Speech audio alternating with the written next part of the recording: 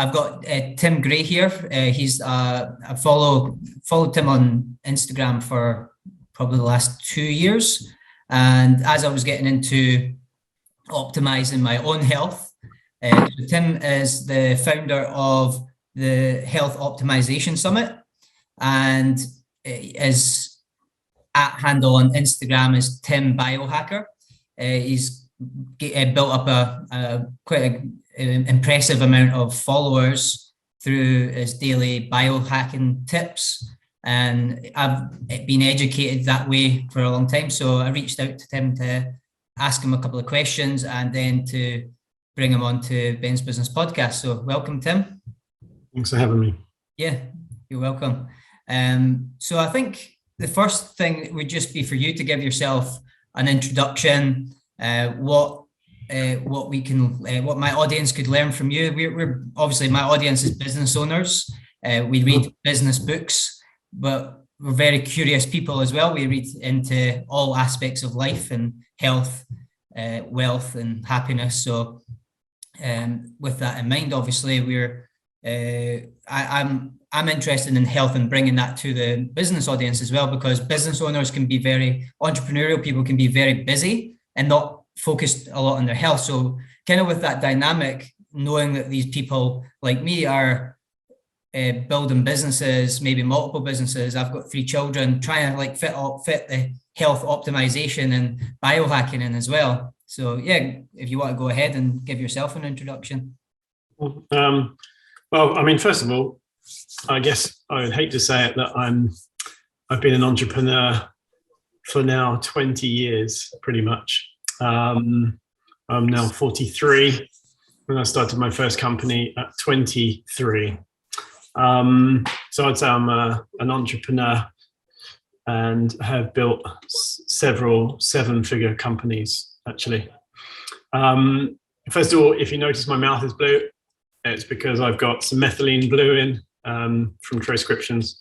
It's kind of a smart drug. Methylene blue is one of the first ever pharmaceuticals ever made, and it's very good for oxygenation and mental clarity, as well as various other things. But anyway, so that's why.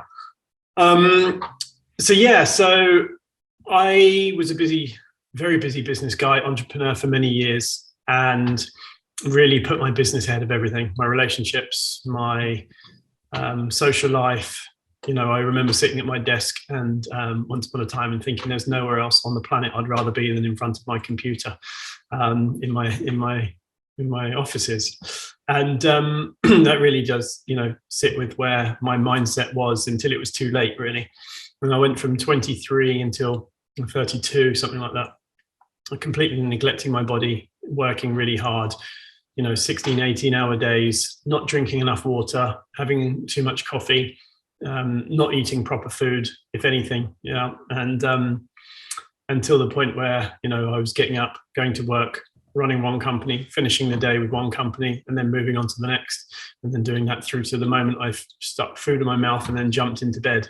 Mm-hmm. So, it's basically just too much. And the thing is, I'd looked at smart drugs, or not smart drugs, more nootropics that you find in Boots the Chemist, or, any of these traditional retail places that like Ginkgo and various other crap that doesn't really do a great deal on its own.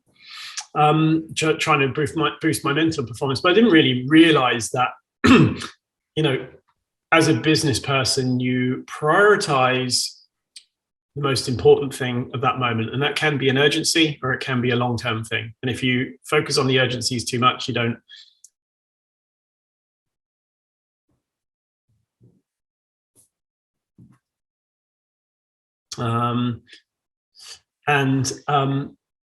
If you're always focusing on your business in the short term, but not focusing on your health in the long term, your performance will decline. You will become far less effective, and yet it creeps up on you. So I was operating at probably about 65 to 70% for many years, thinking that I was performing really well, and I was making loads of money.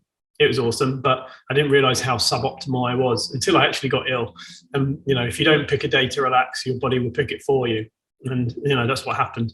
I went traveling to Bali for 3 weeks, and on the way back, I got into the country, went to the office the next morning, and had a kidney stone stuck in my ureter, which was, insane. I was in hospital for 3 days. I'd had gut issues, multiple intolerances, frequent urination, all these things.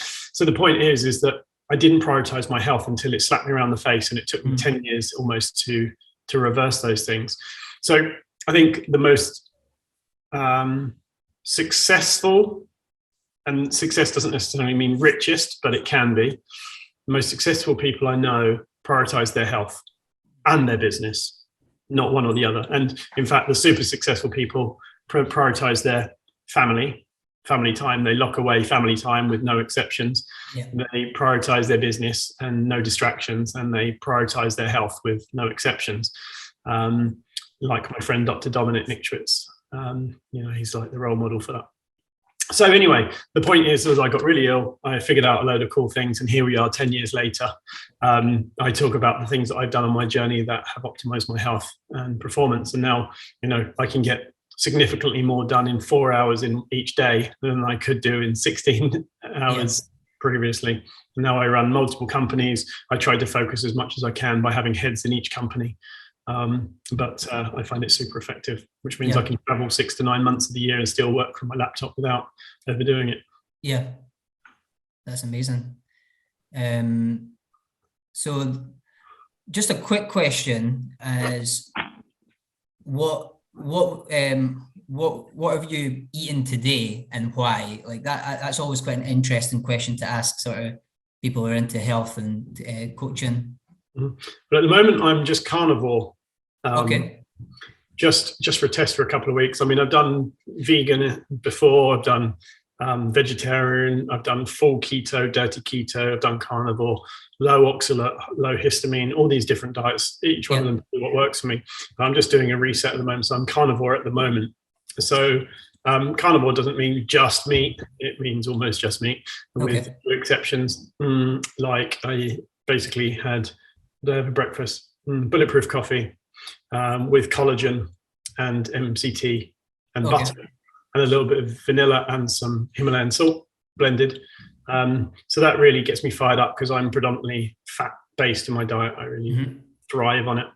I had chicken breast and I've had king prawns as well. Okay.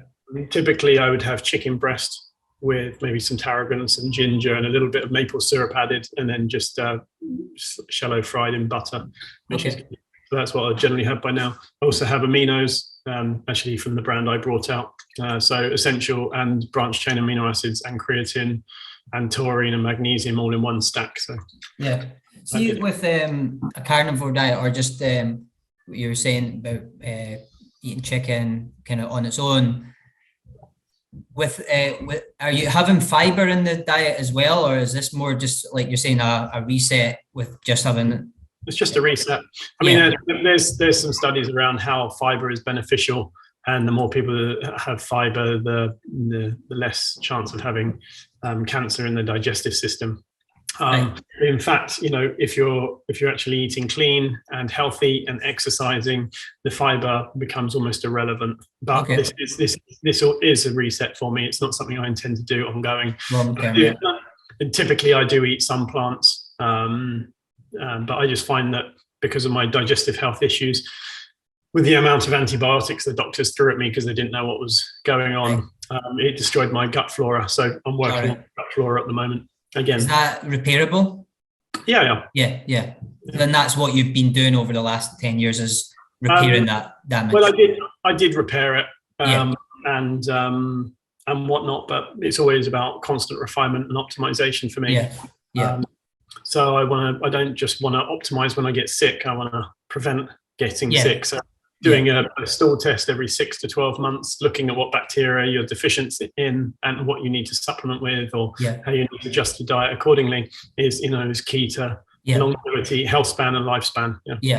I've seen on your stories today that your students are, I don't know if it's your own brand, but there's lots of different tests that people can take to self-diagnose and MOT themselves.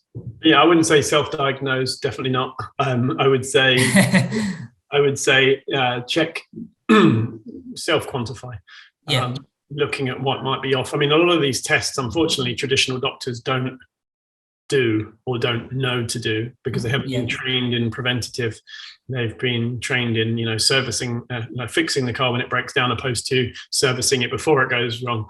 So, I've got a genetic test, which I've done many before actually, but this is a new one that links in with all the digestive health products, the hormones, the traditional blood tests, and organic acids, so your urine to check to see what you're excreting bacteria and yeast-wise. So really the Omnos system, and I'm not affiliate and I don't get commission for any of this, but I really think it's a good system for having multiple tests, that the data then goes into one platform and then it can tell you what to look out for. You can also give a practitioner that you're working with access to it as well, so that they can see, what your results are and how they cross-correlate, opposed to just, here's a blood test. Okay, you're out of range on potassium. Let's supplement with potassium. Instead, as it's looking at the bigger picture, it's looking at genetics, what might be influencing that. So that's why the tests I'm doing right now. Omnos are actually going to be exhibiting at my summit in May as well. They've got a really good range of tests. They're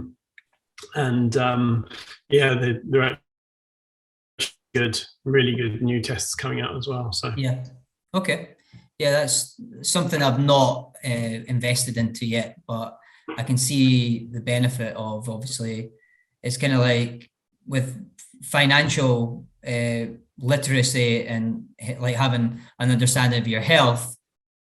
It's important to look after your own bank account. And the same as it's important to look after your own, rather than delegating your health to a doctor or someone else, being your own physician. So taking these tests is kind of a way of doing that. Well, I mean, how many companies have you run or been in where they've done a SWOT analysis or risk analysis? But how many times does it talk about employees and their health? Very rarely, but they do sometimes. But how about the CEO or the founder or the whoever may be in charge? Doing a risk analysis on the CEO getting ill. I mean, it has a detrimental effect to the company in the long term, often in the short term as well. And how often do you look at the P&L and the forecasts to know how the direction of the company is going, on how it's profitable it's going to be? Why wouldn't you do that with your health? That's not even your body. I mean, if every company ever goes wrong and everything falls apart, the one thing that you're left with is your body, your mind, your body. Why wouldn't you put that ahead of everything else? Because if you do, then obviously everything else can thrive. But what's the saying? A man with his health has many wishes. A man without his health only has one. Don't do it too late. So, in terms of, for instance, gut health, we all go poo every day, and we all eat food. Some of it not necessarily the best nutrition. But what you are eating, you want to know that you're actually getting the nutrients from it. So why wouldn't you test your gut bacteria to see if it is actually getting the nutrition from your food, so that you thrive, because that's long-term health. Or if you're tired, or you get tired after certain foods, or tired at the end of the day, you just fall into bed, why wouldn't you check your hormones to see that the hormones are balanced, and if there's something that needs adjusting, because it might just need one supplement or one lifestyle change for you to thrive, for you actually to get out of bed that extra hour earlier, and actually have your brain switched on so you can have meetings an hour earlier, which, compound effect, it has a significant impact over the space of a year. It's just underrated in the business world, and I think it's crazy. Although people like Jack Dorsey obviously do cold plunges and is known to be a biohacker. Elon Musk shared out a post a few weeks ago saying, about sunlight and nature and, having time off from devices and things like that, and the importance of it. So, a lot of the big names are talking about it, and it's becoming more and more mainstream. I just think the typical entrepreneur is too busy sweeping it under the rug and focusing on making money, opposed to focusing on health so that they can make better money. It doesn't make sense, because then it catches up with you, and then you've not got the energy to put into your business, and it's backfires. So I'm 100% in agreement with that. And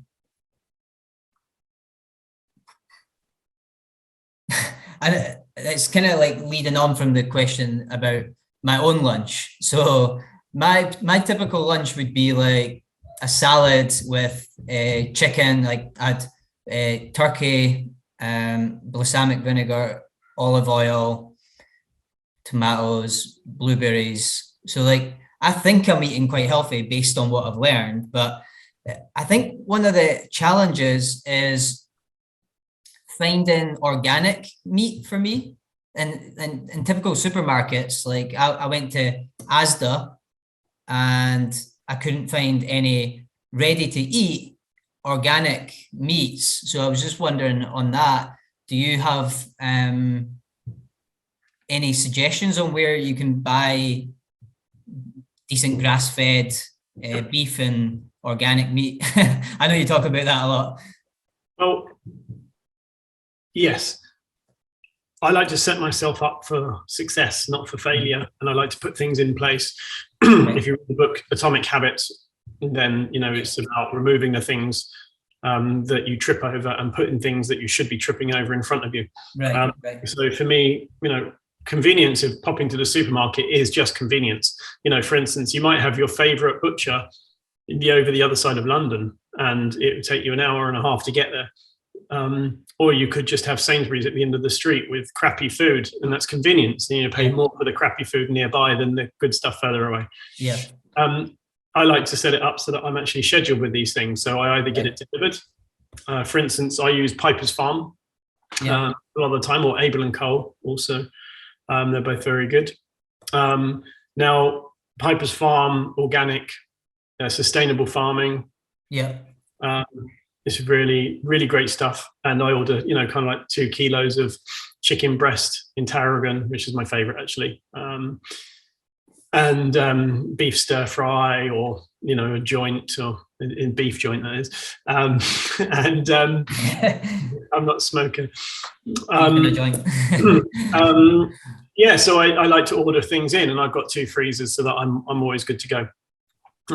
Obviously, that if there is a convenience thing, such as I've run out for whatever reason, or I've been traveling and I want something that's not frozen, then I'll just pop up the road to Marks and Spencer, and I won't stress if I eat something non-organic once or twice a week. It's again, it's compound theory, or the more you do it, the more it adds up. And it's best to not have it as the rule, but have it as the exception, and not stress about it too much, because stressing about not having organic too much creates increased cortisol, which actually slows down or damages your immune system. So, what's worse, eating non-organic, or stressing about the food you're eating. Yeah. So, Piper's Farm, actually, I've got a code, and I'm not an affiliate. I don't do affiliate deals, but the code is Tim Biohacker, gets 15% off. Okay.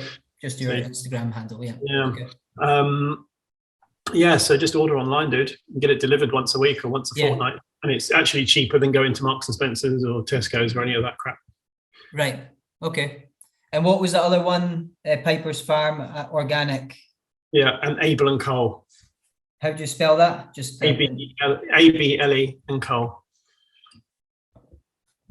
Okay. Yeah, that's really helpful, because that and your example, your excerpt from Atomic Habits is a really good example, because I think that's actually what I'm doing wrong, is setting myself up for failure and rushing to Asda and looking for organic, not finding it, needing to eat, because I practice intermittent fasting and things. So I do get to that point where I'm pretty hungry when I've fasted for quite a long time.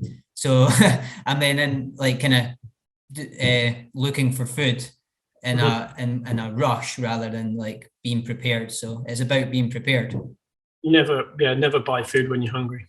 Biggest mistake. Yeah. Always. So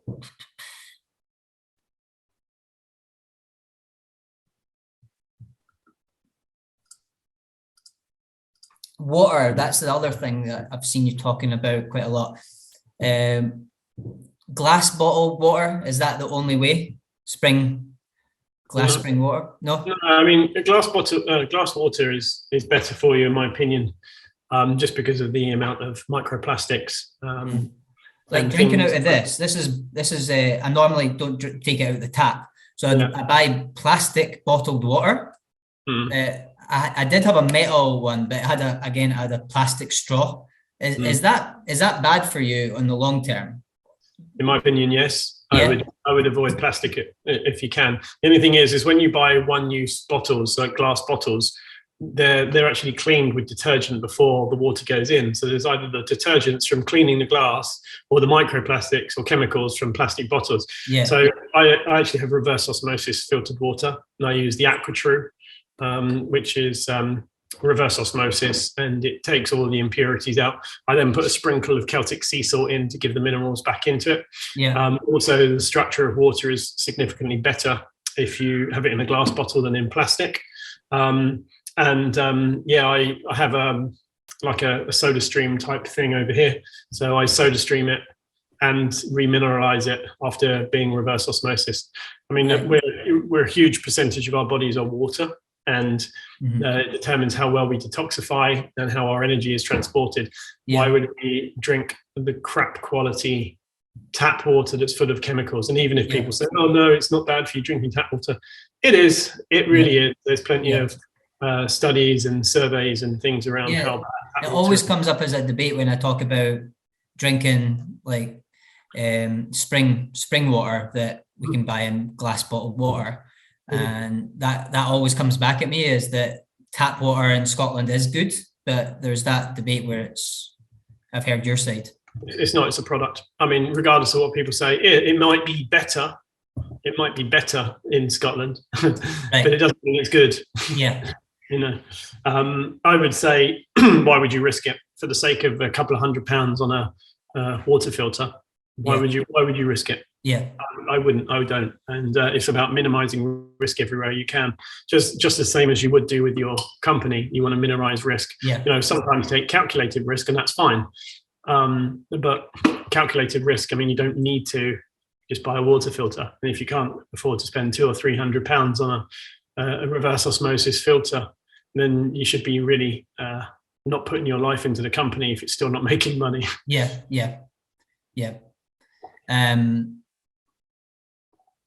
So what is that filter, just to fully understand, because if I don't understand, maybe other people don't. Reverse osmosis water. So it's a process of filtering and purifying water, not just filtering. And the water then goes through a specific membrane, which actually takes all the impurities out.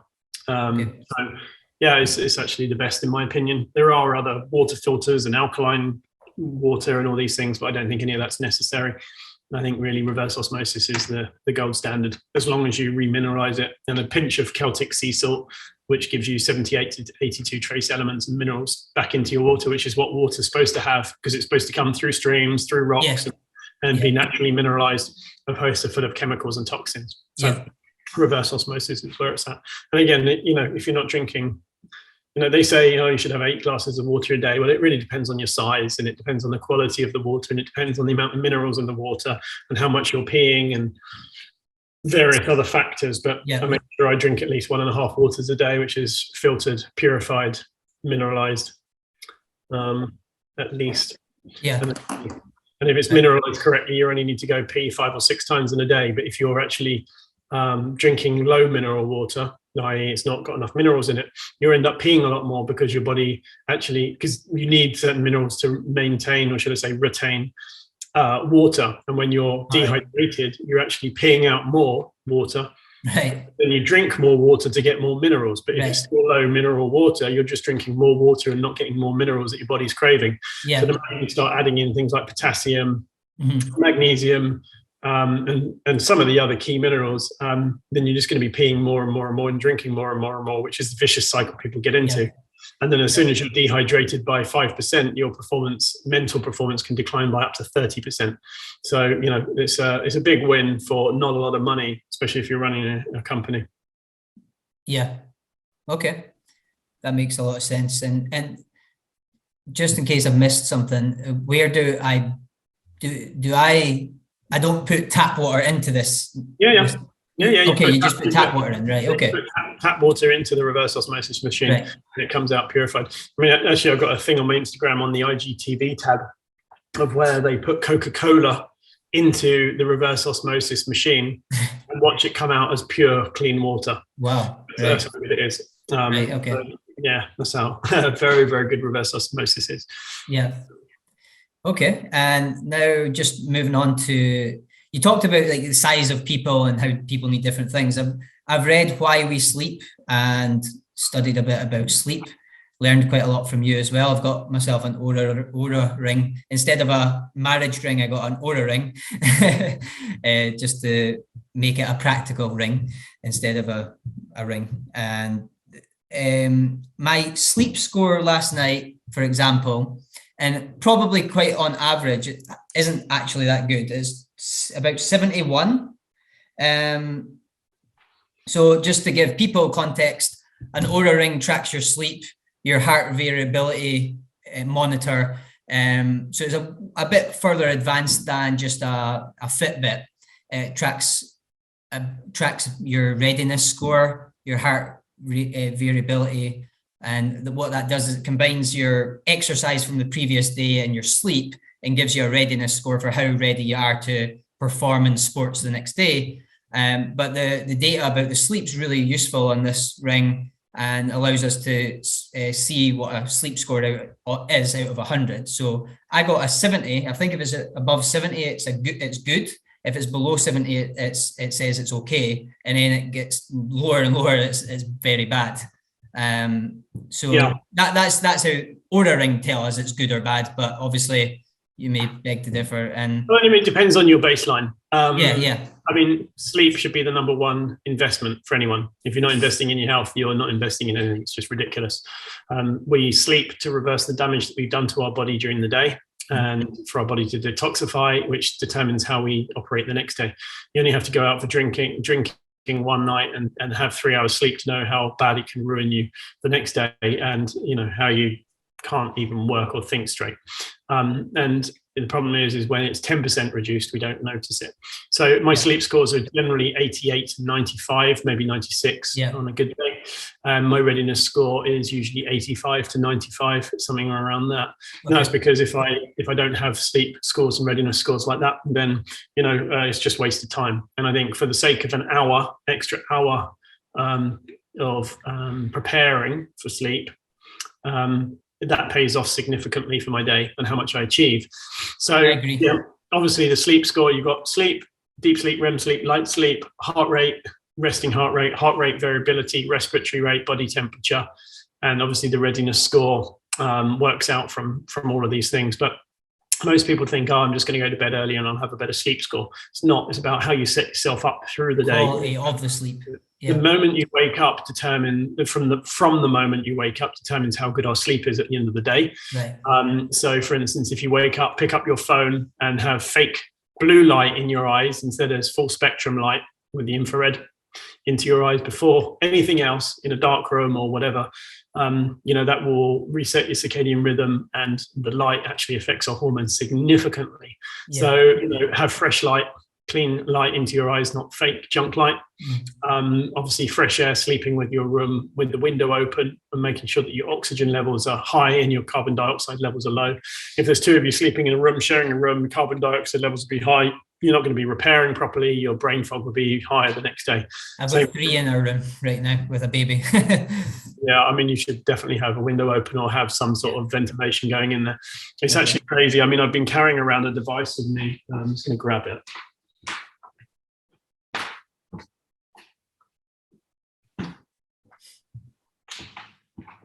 It's called the Altos. So it's a air quality monitor. So it checks the CO2 levels, carbon dioxide, and the oxygen levels, and gives it a score on 1 to 10. When traveling on a plane, it's usually 2 out of 10. So it's horrendous. Super high carbon dioxide, super low oxygen. No wonder people get hangovers or jet lagged from it. In fact, Norwegian Air rolled out clean air technology by Boeing on their jets, which was the first airline to have it rolled out. And what that does is it pulls in air from outside the plane and puts it in the plane and says recirculating the cabin air. Okay, so the difference is when I was speaking to the air hostesses about it, and this is the last time I flew back from the States pre-COVID, she was like, well, we don't really get jet lag as a result of the clean air. And so even clinics I go to in London, I go around with air quality monitor just for fun to test, and they're like 3 out of 10. So that's another health performance. I mean, it's the basics we need for our body: sleep, oxygen, water, And yet most of us don't even think about these things. Like, when was the last time you got the window open in your office? Anyone listening to this, or anyone that you had purified water and says crappy stuff, or actually respected your sleep? Professional footballers actually have a sleep chamber, and that is a room with fresh air, cool temperature, no light, no sound, no nothing. It's a sleep chamber. They have a room for fun and a room for sleep. And that's because they obviously want to perform at their best. Entrepreneurs, who often have, 50, 100 jobs, people working for them and lots of livelihoods on the line don't necessarily respect this thing, and they're a performance athlete. So, and this also tells you humidity, sound level, and various other things. But it's really interesting carrying it around the world and measuring the different contexts of how good or bad it is. So if I start yawning, for instance, I'll be like, oh, it's going to be bad. So I obviously look on the app. Right. And the air quality is very poor. And so I open up the window, get fresh air through, and obviously my mental clarity comes back even better. And I stop yawning. Yeah. So, here it's a 6 out of 10. I've got the windows closed at the moment for the noise because I live in central London. I don't have BT noise. Any way around that? Because that's probably a problem a lot of people have. When they're in bed, a train might go past or a car might go past. How do you get around that? Was that? To be honest, a train or a car going past from time to time shouldn't really affect our sleep that much. If that sort of noise does affect people too much, then it's often because they're in fight or flight stage, i.e. they're too highly alert and they're not relaxed enough. And so they're probably quite stressed in life. The people that are quite edgy and like, oh God, what's that? Or jump, people that jump very easily are often because they're actually quite stressed. And it's not until they start relaxing, de-stressing, and meditating actually that they don't become quite so respondent, or they become more chilled out. So they sleep better as a result because their body's not worried about a threat attacking them in the night. So obviously there's caveats to that. If it's super noisy, a main road that's going past with people hooting the horns or revving the engines and things, of course. But there are ways of getting ventilation into the house to make sure that there is clean air coming in. But I think, while the amount of fresh air may be difficult to open up the window, also the carbon dioxide levels are important. And you see in here it's 669 for carbon dioxide levels, which is fine. But when you start getting to 800, 1,000, something like that, it's when you start getting brain fog. 1,200, 1,500, it's headache or migraine time. People that wake with brain fog or feeling crap, it's really worth testing that. And that's called the Altos, ALTOS, get Altos. Okay. Thinking about £200, something like that. But it's bloody awesome. I carry it everywhere with me. And they're going to be at my summit actually in May. Yeah. Okay. The sleep thing, I got 6 hours, 17 minutes sleep last night. I know that's not enough. You naughty boy. You better. That's just nowhere near enough, in my opinion, regardless. But what's your, just out of interest, let's have a look at your percentage REM and deep sleep. What are they? Oh yeah, my REM, that's one of the key ones I'm trying to increase. For that last night's sleep, I only got 31 minutes, 8%. Yeah, okay, it's horrendous. Yeah, okay. Yeah. So total sleep 6 hours, 17, efficiency 91%, restfulness, pay attention is about half, REM sleep below half, 8%, deep sleep 25%, latency 10 minutes, timing optimal. Yeah. Okay, so that's 8% REM sleep, did you say? And how much deep sleep? 1 hour 33. What percentage is that? 25. 25. Okay, so 20 and 20 is about average, roughly. 20% deep, 20% REM, and the rest remaining light. My REM sleep last night was 30. The night before was 41. The night before was 39. The night before was 29. Yes, I'm really underperforming there. Yeah, and my sleep time is actually, last night 7 hours 25. The night before 7 hours 57. The night before 7 hours 27. My average is 7 hours 41 minutes actually these days. And typically well above 90 most days. So look at the next one, 88 and 90 last night as well. But that's just because I set myself up to succeed, not to fail. Yeah. Like for instance, my dinner was 5 p.m. last night, and then I was in bed for 10:30. Yeah, because I have studied like why we sleep. I've read Sleep Smarter. I understand. I have the knowledge, but I'm not doing it. I'm not doing it fully, and maybe that is like I have been, like the mistake you made in the past is prioritizing business in some instances over sleep, which I know is a crazy bad idea. So getting in late, probably, yeah, I was making all the mistakes last night. Got in late, didn't use my blue light blocking glasses when I was on my phone. I ate late because I got in late. I didn't have dinner. So just, I guess it really actually, my aha right now is just the preparation of each day. And one of the things I've struggled, I think this is like anyone who's at this stage that I'm at, who has the knowledge, the understanding, the philosophy, and not actually being able to get the sleep score up to 90 from 70, and get more hours sleep and eat healthier on a consistent basis. That's the hard part. I think being consistent when I'm learning all this, like I've studied some of Dave Asprey's stuff as well, becoming superhuman and things like that. It seems some of the stuff he's like a radical, and I think you almost have to become really obsessive around this stuff to really nail it in this world that we live in. Obviously, I'm talking about from my perspective as an entrepreneur with a lot of ambitions and 3 children under the age of 4. That's challenging to get it all right.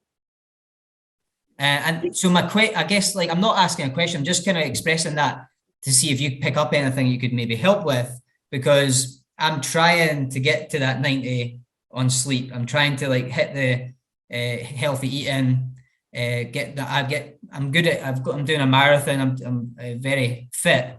But I think I'm failing on the sort of the health optimization of nutrition and sleep. So finding a way to kind of keep it all in consistent over time, I think I fall short sometimes. It's just about priorities. Yeah. And I don't have kids or a wife. I don't need to prioritize anything over myself.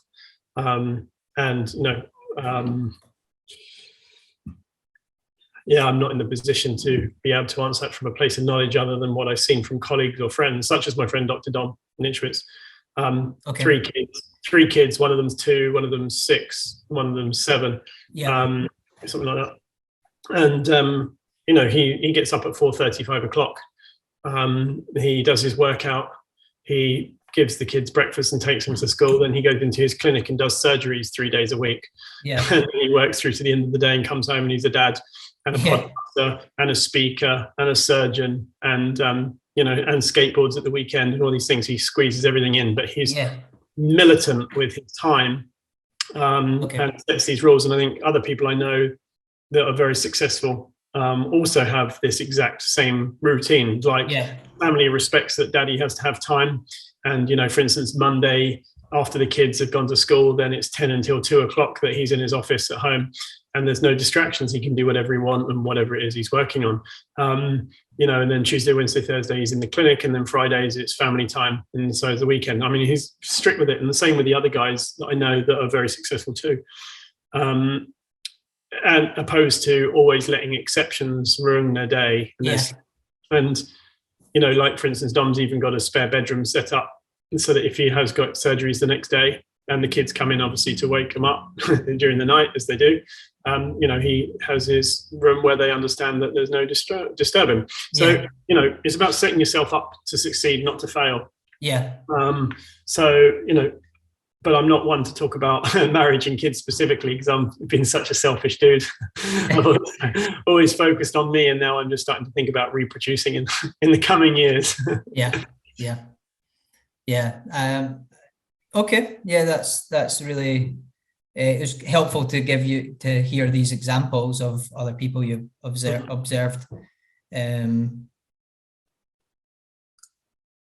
The other thing is, and maybe it's me being a people pleaser, it's finding that balance of being like, I guess it's like when I listen to things like what you post, Dave Asprey's information about health, is fitting in for me, like being a human. And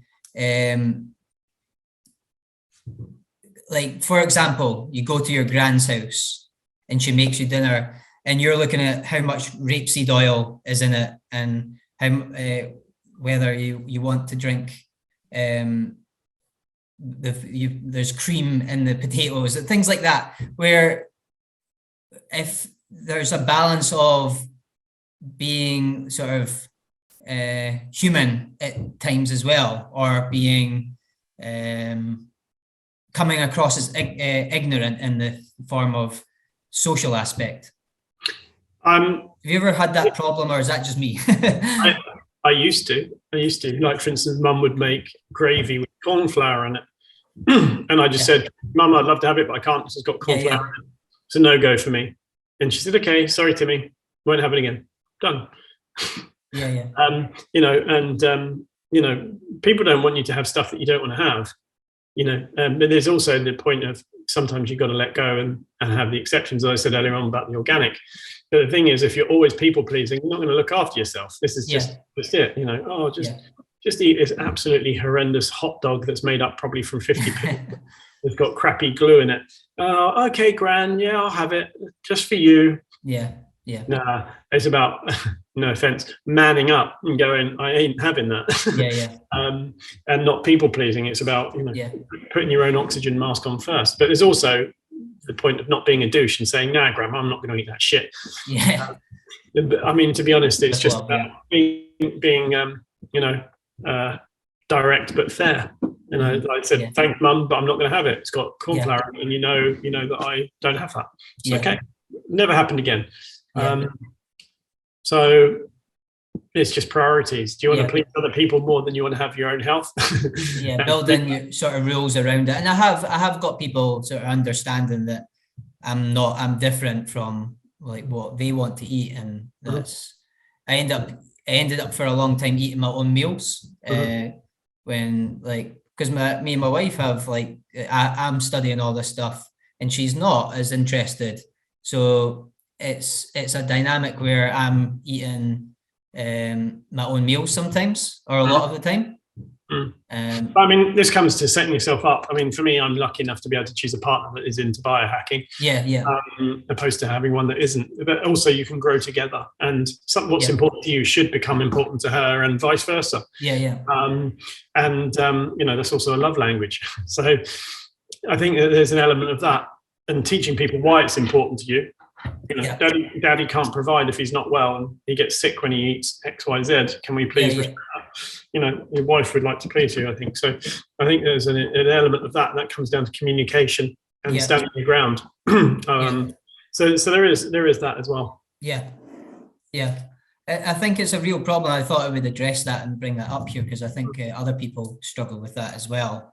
I mean, like, for instance, when I stop drinking, and I do drink probably 2-3 times a year, and if I do, it's gin and tonic, or gin and sparkling water, or Negroni, because it's got lots of bitters in it. But it's very rare, and it's like going out for drinking with people. I can still have fun without, and people are like, "Oh, it's boring if you don't drink." No, I can just keep my state accordingly. And it's like, to start with, it's quite hard saying no, and you know, if you've got the cake in front of you, it's quite hard not to eat it. But then eventually, it's like, naturally, I'm proud of being stronger than these guys that just have a drink and then feel crap for it. So there's an element of where, you know, don't put the bread on the table if you don't want to eat it. And if a waitress puts the bread on the table, tell her to take it away immediately before you start snacking, because it's very easy. It's a very, very rewarding food to eat. The same with alcohol and things like that. It's just a matter of standing your ground and priorities. You know, for me, I was very lucky because I had a gun to my head almost. It's like, Tim, your body's falling apart. You've been really ill.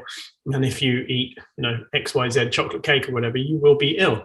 And you'll have to wake up with a migraine, and you won't be able to operate for a couple of days. It's that bad. So I had. Are you affected that badly when you eat things like that? I used to be. Okay. But the point is that I had that binary: do it or don't. It wasn't, oh well, I should be okay. So you built that up with that understanding that this is how you'll feel. Yeah. I got used to the extreme, and now it's easy. It's like some people say, "Oh, this drink doesn't taste too good." So I went to an event a couple of weeks ago, and they said, "Oh, that drink is a bit too green juice and horrible." It's like, do you know what? I've done a month-long green juice diet, which is just vegetables, no fruit or anything. It's a walk in the park for me because I'm so used to the extreme. The in-between is easy, and it's the same with cutting everything out with zero tolerance. Okay. I think that's why I relate with you and people like Dave Asprey, because I do things and I don't like to do things in half measures. I like to do it properly. And I understand, I think the more I listen to people like you and anyone that talks about biohacking or health optimization, the more I listen to that, the more I start to agree with the idea, look after your health. It's everything. So it really helps. I understand we're running low on time. But it helps it's almost a reminder, and it's like I've not fully embraced it because I keep falling back into old habits where I'll maybe eat some bread, and even though I know it's not that good, but it tastes nice, and I'm still growing out of old ways, and I've got a lot of tools back into that. And going out to restaurants as well is another part of that idea of what I mean when I'm balancing that exception. I like to go out for dinner, but I find it where I stay quite difficult to find anywhere that's healthy. Do your research beforehand. That's it. Yesterday I went to a place called Meat People in Angel, and it's all grass-fed, lovely meat. Right. It's all amazing. And my member of staff I took with him was like, "Wow, it's amazing. It's grass-fed." I know. I looked it up specifically, or various other things. It's about having your set list of things and being prepared, and then it becomes very easy. Yeah. Obviously I don't have a family to feed as well, so I don't have to worry about grass-fed steaks times 4. It's usually me and a friend or me and a colleague. Yeah. It's slightly different, but at the same time it's about setting yourself up to succeed, not to fail. And I feel like most of these things you can do that. The other thing is like you say with the bread, I have a zero tolerance for it now. Zero. I would let it creep in, and I'd say, oh, sometimes I have it. And so of course sometimes it comes down and I'm like, oh crap, I've had it 2 or 3 times this week. It's like, no, I do not do it. That's it. It's gone. So yesterday when we went out for dinner, they brought bread and butter to the table. I said, I'll keep the butter. I ate that, and she looked at me rather strange, but it's good. And take the bread away immediately, please. And she was like, okay, fine. So I have a zero tolerance for it. Yeah. Unless you have this approach, it's like saying I'm not a cheater. Well, most of the time, if you get an opportunity, who knows, you might take it. If you say, I never cheat, this is who I am, you're never going to cheat. It's an identity, yeah. And I think this is where people fall off. It's like people that say, I go to the gym every single day at 6 a.m. until 7:30, every single day, no matter what. It's because they know that when they don't do it for a day or two, then they fall off the wagon and they don't end up going. So they need to be extreme. There is an element where it becomes stupid when you're like, actually, you're knackered, you haven't slept well, you've been drinking the night before, and you still go to the gym. That's just stupid. Yeah. The point is to have that rule and only have a very rare exception is key to winning. And that's setting yourself up to succeed, not to fail. Okay. Quick final question around your following and how did you build up? How did you build up to 112,000 followers on Instagram? And what was the early stage of success in that? It's just been consistent. A drip of water can damage concrete. A hose pipe for a minute can't. So it's just constant posting of content that How often do you post? Every single day. Sometimes I used to do it twice a day at one point, because the more you post, the more you seem to grow. But consistently, 1 post a day is good for me. And well-researched topics and popular topics, and making sure that the wording and the imagery is done. It's just been consistent. And also always giving actionable takeaways, opposed to giving advice without any actionable takeaways, which is, I think, is what a lot of people do. It's like, if you do this, you will get this. And that tends to work very well. So that's why it's grown. I'm growing pretty much 10% month on month at the moment. Okay, that's brilliant. Okay, well, I think that's us run out of time. So thanks a lot for answering all these questions. I had some questions in from other people, so I was trying to get through all of them. No worries at all. Thanks a lot for that. That's been really helpful for me, and I hope that it's been helpful for everyone watching. in listening. Yeah, and if anyone wants to follow it and keep up to date with my content, it's Tim Biohacker on Instagram. And the Health Optimization Summit is happening May 28th and 29th in London. The website is healthoptimizationsummit.com.